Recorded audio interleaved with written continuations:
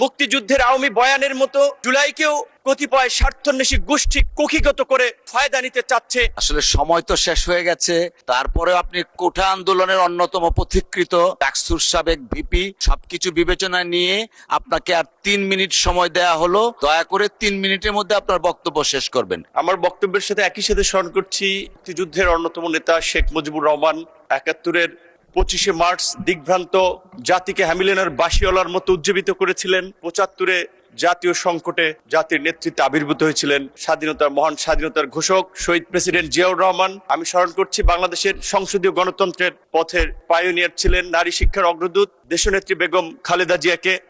মাননীয় স্পিকার, আমি জন্মগ্রহণ করেছি একেবারেই বঙ্গোপসাগরের কোল ঘেঁষা দক্ষিণের জেলা পটুয়াখালীর গলাচিপার বিচ্ছিন্ন চর অঞ্চল দ্বীপ বেষ্টিত এলাকা চরবিশ্বাসে। সেই বিচ্ছিন্ন চর অঞ্চলের দ্বীপ এলাকায় ছিল না ভালো কোনো স্কুল।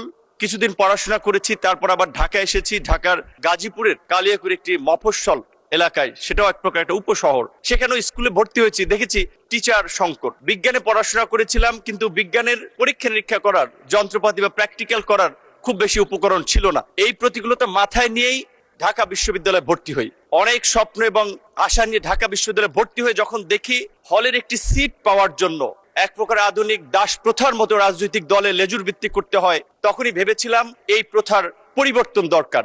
তখন থেকেই নিজের মনের মধ্যে প্রতিবাদকে লালন করে এগিয়ে যাচ্ছিলাম। গ্রাজুয়েশন শেষে চাকরিতে প্রবেশ করার চিন্তা করি, পরিবারের দায়িত্ব নেওয়ার কথা চিন্তা করি। তখন পড়াশোনা করতে গিয়ে দেখি মাননীয় স্পিকার, কোটার বেড়াজালে মেধাবীরা বন্দী। তখন মনে হয়েছে যে এই রাষ্ট্রের রন্ধ্রে রন্ধ্রে অনিয়ম, অন্যায়, অন্যায্য, এটার পরিবর্তন করা দরকার। এভাবে এই আধুনিক সময় একটি রাষ্ট্র চলতে পারে না। সারা দেশের ছাত্র তরুণদেরকে সংগঠিত করে ২০১৮ সালে ১৭ই মার্চ আনুষ্ঠানিকভাবে কোটা সংস্কার আন্দোলন শুরু করেছিলাম। এবং আপনি জানেন সেই আন্দোলন করতে গিয়ে আমাদের স্পিরিটের জায়গা শহীদ মিনারের মতো জায়গায় কিভাবে শিক্ষার্থীদেরকে কুকুরের মতো পেটানো হয়েছিল ঢাকা বিশ্ববিদ্যালয়ের লাইব্রেরির সামনে। আমি নিজে সে সময় অমানবিক ভাবে আক্রান্ত হয়েছিলাম। রাজশাহী বিশ্ববিদ্যালয়ের মেধাবী ছাত্র তরিকুলকে কিভাবে হাতুড়ি দিয়ে পিটিয়ে তার কোমরের মেরুদণ্ড ভেঙে দেওয়া হয়েছিল। মাননীয় স্পিকার, এই কোটা সংস্কার আন্দোলন চলার মধ্যেই যখন দুজন স্কুলগামী শিক্ষার্থীর মৃত্যুকে কেন্দ্র করে নিরাপদ সড়ক আন্দোলন গড়ে উঠে কোমলমতি শিক্ষার্থীদের উপরে কিভাবে হাতুড়ি হেলমেট বাহিনীর তাণ্ডব চলেছিল আপনারা দেখেছেন। মাননীয় স্পিকার, আজকে জুলাইয়ের কথা বলা হচ্ছে। মুক্তিযুদ্ধের আওয়ামী বয়ানের মতো জুলাইকেও কতিপয় স্বার্থান্বেষী গোষ্ঠী কুক্ষিগত করে ফায়দা নিতে চাচ্ছে। অন্তর্বর্তীকালীন সরকারের সময় নিয়েছে। আমরা তাদেরকে স্মরণ করে দিতে চাই, কোন কিংস পার্টি গঠনের জন্য এদেশের ছাত্র জনতা রাজপথে নেমে আসে নাই, জীবন দেয় নাই। ফ্যাসিবাদের বিরুদ্ধে দীর্ঘ ১.৫ দশকের লড়াই সংগ্রাম,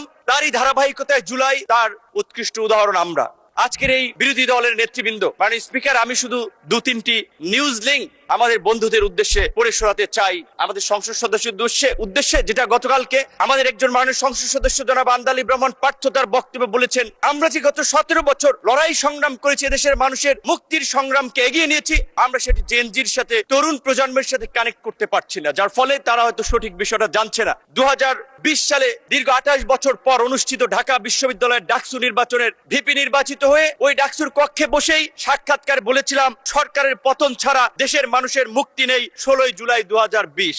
মাননীয় স্পিকার, জুলাইয়ের ২৬শে জুলাই ২০২৪ বাংলা ট্রিবিউনের একটি নিউজ, সেখানে লেখা আছে আন্দোলনকারীদের দাবি দেওয়া লিখে দিয়েছিলেন নূর। একই দিনের দৈনিক কালবেলার একটি নিউজ, আজকের আমাদের সংসদ বিরোধী দলীয় চিফ হুইপের ছবি, মাঝখানে আমার ছবি, তার বাম পাশে সার্জিস আলমের ছবি দিয়ে বলা হয়েছে দুই সমন্বয়কে নিয়ে সরকার পতনের আলোচনা, নূরের সরকার পতনের আলোচনা। বিডি নিউজ 24.com ২৬শে জুলাই সেতু ভবনের নাশকতা, নূর কারাগারে রিমান্ডে নির্যাতনের অভিযোগ, আন্দোলনকারীদের ৮ দফা কর্মসূচি নুরুল হক নূর লিখে দিয়েছিলেন বলে তথ্য রয়েছে ডিবি তদন্ত কর্মকর্তা। ২ আগস্ট ২০২৪ আদালত প্রাঙ্গণে নূর সরকার পতনের 10% ধাক্কা দরকার, প্রশাসনের আন্দোলন ঢুকে গেছে। শুধু এই কথাগুলো তাদেরকে এই কারণে স্মরণ করিয়ে দিয়েছি, আমরা যে লড়াইটা করেছি, আমরা যে সংগ্রামটা করেছি, এই সংগ্রামের পেছনে কত মানুষের অবদান, কত মানুষের ত্যাগ, সেটি আমাদের তরুণ বন্ধুরা হয়তো জানে না। তারা হয়তো মনে করেছে ফুটবলের 90 মিনিটের খেলায় হয়তো চান্সে কেউ 5 মিনিটে গোল দিয়ে দিয়েছে, তারা ভেবেছে আমরাই সেরা খেলোয়াড়, কিন্তু তারা খেলোয়াড় নয়। মাননীয় স্পিকার, এই জুলাইয়ের 12 জুন 2024 আনুষ্ঠানিকভাবে যুগপৎ আন্দোলনের বৈঠকে বিএনপির গুলশান কার্যালয়ে আজকের বিএনপির মহাসচিব এবং একই সাথে স্থানীয় সরকার মন্ত্রী জনাব মির্জা ফখরুল ইসলাম আলমগীর, অর্থ পরিকল্পনা মন্ত্রী জনাব আমির খসরু মাহমুদ চৌধুরী সহ অন্যান্য আমাদের প্রতিনিধি দলে যারা ছিলেন তাদের সাথে আলোচনায় বলেছিলাম, এই ছাত্র আন্দোলনের স্ফুলিঙ্গ বারুদের মতো জ্বলে উঠবে, এই ছাত্রদের পাশে থাকতে হবে। আপনারা ছাত্র দলকে সেইভাবে নির্দেশনা দিন। তারা সবসময় আমাদেরকে বলেছে, তোমরা যখন যেভাবে সহযোগিতা চাও ছাত্রদল প্রস্তুত থাকবে। ভারতের শিলং অবস্থিত সালাউদ্দিন আহমেদ, আমি তাকে রেসপেক্ট করি, তার সাথে যে কয়েকবার কথা বলেছি, অত্যন্ত বিজ্ঞ লার্নেড মানুষ। মনে হয়েছে রাতে প্রায় তার সাথে কথা হতো 18-10 মিনিট 20 মিনিটের মতো তিনি দেশ জাতি তরুণ প্রজন্মের দায়িত্ব নিয়ে কথা বলতেন। ঢাকা বিশ্ববিদ্যালয়, একই বিশ্ববিদ্যালয়, আপনিও একই হলের, সেও সিনিয়র, সেই সুবাদে তার কাছ থেকে পরামর্শ নিতাম। এই জুলাইয়ের মধ্যেও তার সাথে এমনকি এই 8 দফা যেটি আমি লিখে দিয়েছিলাম আমার আন্দোলনকারী বন্ধুদেরকে, সেটিও সালাউদ্দিন আহমেদের সাথে পরামর্শ করে আলাপ করে।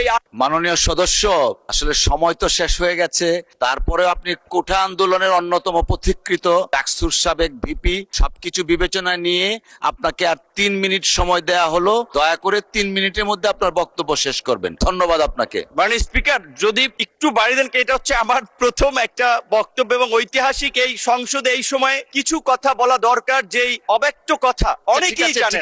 ঠিক আছে 5 মিনিট, সর্বমোট 5 মিনিট দেয়া হলো। 5 মিনিট। মাননীয় স্পিকার, আপনি জানেন আজকের সংসদ নেতা বিএনপির চেয়ারম্যান জনাব তারেক রহমানকে 111 এর বিরাজনীতিকরণ প্রক্রিয়ার অংশ হিসেবে দেশ তাকে বাধ্য করেছিল, কিন্তু সুদূর প্রবাসে নির্বাসিত থেকেও তিনি দেশের সাথে, দেশের নেতা কর্মীদের সাথেই শুধু ছিলেন না, অপরাপর রাজনৈতিক দলের সাথেও সম্পৃক্ত ছিলেন। যেই কারণেই 2022 সালের 30 ডিসেম্বর আনুষ্ঠানিকভাবে 31টি দলকে নিয়ে সরকার ও শাসন ব্যবস্থা পরিবর্তনের 1 দফার যুগপৎ আন্দোলন সূচনা করেছিলেন। এবং আজকের আমাদের বন্ধুরা যে সংস্কারের কথা বলছে, সেই সংস্কার আমরা 2022 সালে 31 দফা রাষ্ট্র